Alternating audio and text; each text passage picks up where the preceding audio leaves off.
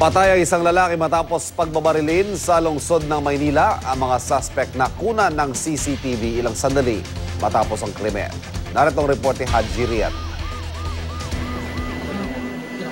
Sa CCTV sa Barangay 879, Kahilong 1 sa Pandacan, makikita ang isang pedicab na mabilis ang takbo. Sakay nito si Luis Puno na itatakbo sa ospital matapos pagbabarilin sa lugar. Kasunod noon, nagtakbuhan ng mga tao sa paligid. Sa isa pang kuha ng CCTV, makikita ang dalawang lalaking may bitbit na baril na naglalakad sa makipot na kalsada. Patakas na pala sila noon matapos barilin umano si Puno.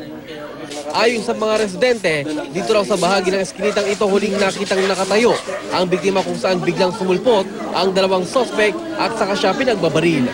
Naitakbo pa raw ang biktima sa ospital pero doon na siya binawian ng buhay.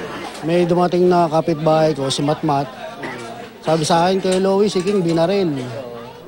Ngayon, bawa ko ng sakyan ko.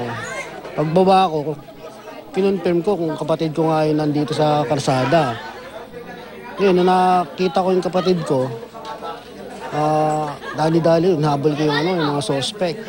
Dahil marami raw nakakita sa dalawang suspect habang papatakas, hindi na raw siya nagdalawang isip na habulin ng mga ito.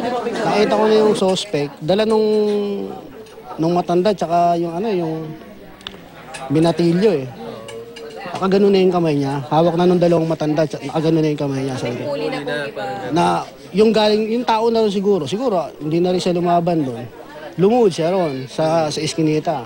Kinabukasan, nahuli rin ang isa pang suspect sa isang follow-up operation. Kinilala ang mga suspect na sina Ruel Lagamia, dating sundalo, at Elio Muico, isang jeepney driver. Nakuha mula kay Lagamia ang isang granada at ilang matataas na kalibre ng baril.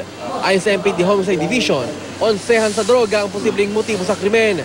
Base kasi sa kanilang investigasyon, tulak umuno ng illegal na droga ang biktima sa lugar.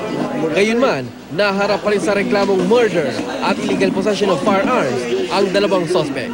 Ito ang unang balita sa Maynila. Haji Rieta, reporting.